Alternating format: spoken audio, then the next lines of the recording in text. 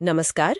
आज के deep dive में हम एक बहुत जानी पहचानी सदियों पुरानी कहानी पर नजर डाल रहे हैं। हाँ, एक योद्धा की कहानी। बिल्कुल, एक योद्धा जो युद्ध भूमि में खड़ा है, लेकिन उसका मन ना सवालों के भंवर में फंसा हुआ है।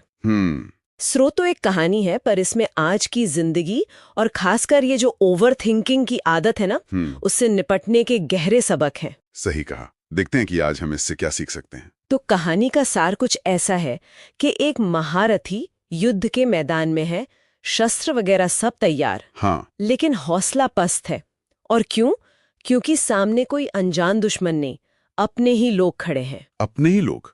मतलब गुरु, भाई, दोस्त, रिश्तेदार, जिनसे सीखा है, जिनके साथ वक्त गुजारा है। ओहो, ये तो बहुत ही मुश्किल सिचुएशन है। हाँ, तो उसका मन चीत्कार उठता है, ये मैं कैसे कर सकता हूँ? इस लड़ाई से मिलेगा क्या?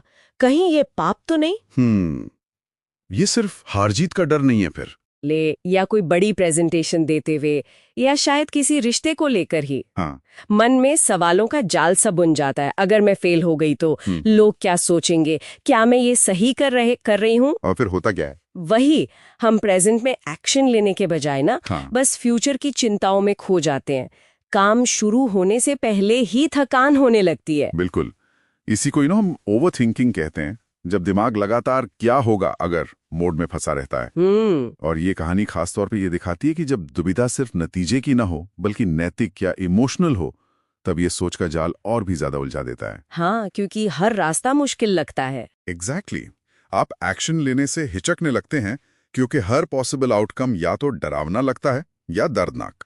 तो चलिए फिर इस कहानी की मदद से ये समझने की कोशिश करते हैं कि ऐसी मुश्किल सिचुएशंस में खासकर इस ओवरथिंकिंग को कैसे साधा जाए, ध्यान वापस कैसे लाया जाए उस पर जो अभी करना जरूरी है। बिल्कुल। तो देखिए, कहानी का सबसे अहम मोड़ तब आता है जब उस योद्धा का साथी, उसका गाइड, उसे सलाह देता है। अच्छा, क्या सलाह? वो कहते हैं, तुम्हारा अधिकार केवल कर्म करने में है, उसके फलों में कभी नहीं। मतलब रिजल्ट्स पर तुम्हारा कंट्रोल नहीं है। कर्मों फल का हेतु मत बनो और कर्म न करने में भी तुम्हारी आसक्ति ना हो। गहरा मतलब है इसका। हाँ, सीधा सा मतलब है, अपना ध्यान सिर्फ अपने कर्तव्य पर, अपने एक्शन पर लगाओ। नतीजा क्या होगा ये चिंता छोड़ दो। यहाँ ये कर्तव्य शब्द बहुत जरूरी लग रहा है। ये सिर्फ टास्क या काम से कुछ ज्यादा है ना? हाँ, बिल्कुल सही पकड़ा आपने। खासकर उस योद्धा के कॉन्टेक्स्ट में जहां उसका मन नैतिक सवालों में उलझा था, कर्तव्य एक फ्रेमवर्क देता है, एक दिशा। अच्छा, जो पर्सनल पसंद, नापसंद, डर, मोह, इन सब से ऊपर उठने में मदद करता है। तो आज के जमाने में इसे कैसे समझे? आज के संदर्भ में हम कह सकते हैं कि वो कर्तव्य हमारा प्रोसेस है, हमारा प्रेजेंट एक्शन। ओके। जब ध्यान पूरी तरह इस पर होता है तो नतीजे की चिंता अपने आप कम होने लगती है। साइकोलॉजिकली भी देखें ना, हाँ। तो जब हम पूरी तरह काम में डूब जाते हैं तो दिमाग के वो हिस्से जो चिंता पैदा करते हैं, जैसे एमिगडाला, वो शांत होने लगते हैं। अच्छा। और फोकस वाले हिस्से जैसे प्रीफ्रंटल कॉर्टेक्स, वो ज्यादा एक्टिव हो जाते हैं।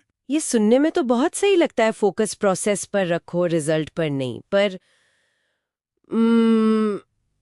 असल जिंदगी में जब दांव पर बहुत कुछ लगा हो, मान लीजिए नौकरी का सवाल है या सेहत का, तब क्या नतीजे की चिंता को एकदम इग्नोर कर देना पॉसिबल है? ये थोड़ा मुश्किल नहीं लगता? सवाल बहुत वाजिब है आपका। और देखिए, ये कोई जादू की छड़ी नहीं है कि चिंता एकदम से गायब हो जाएगी। हाँ, वही तो। ये एक प्रैक्टिस है, एक माइंडसेट शिफ्ट है, धीरे धीरे आता है। बात ये नहीं कि चिंता बिल्कुल ना हो, बात ये है कि चिंता को अपने एक्शन पर हावी ना होने दिया जाए। अच्छा, मतलब चिंता रहेगी पर वो कंट्रोल में रहे। बिल्कुल। जब आप ये मान लेते हैं कि आपका कंट्रोल सिर्फ आपके एफर्ट पर है, आपकी कोशिश पर है, नतीजे पर नहीं, तो आप अपनी पूरी एनर्जी सही जगह लगाते हैं, मतलब कोशिश करने में। और मजे की बात यह है कि जब फोकस प्रोसेस पर होता है ना, तो अक्सर रिजल्ट्स भी बेहतर ही निकलते हैं, क्योंकि आप अपना बेस्ट दे रहे होते हैं। हाँ, ये बात तो है। इसका एक अच्छा उदाहरण शायद स्पोर्ट्स में मिलता है ना? हाँ बिल्कुल, बताइए। स्ट्रेंथ क्या होगी, अपना फुटवर्क कैसा रखना है। बिल्कुल, प्रेजेंट मोमेंट में। हाँ, तो कौन ज्यादा सफल होगा?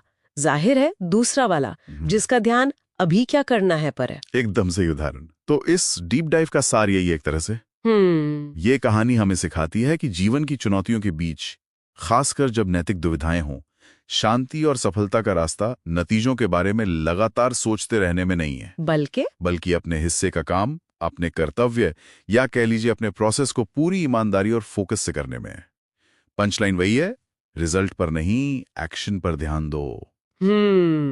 ये समझना तो ठीक है कि एक्शन पर फोकस करना चाहिए। हाँ। लेकिन असली चुनौती शायद तब आती है जब चिंता सच में हावी हो रही हो, बहुत ज्यादा। हाँ, वो मुश्किल पल होता है। उस पल में दिमागी तौर पर अपना ध्यान उन बुरे नतीजों के ख्याल से हटाकर वापस सिर्फ अपने हाथ के काम पर कैसे लाया जाए।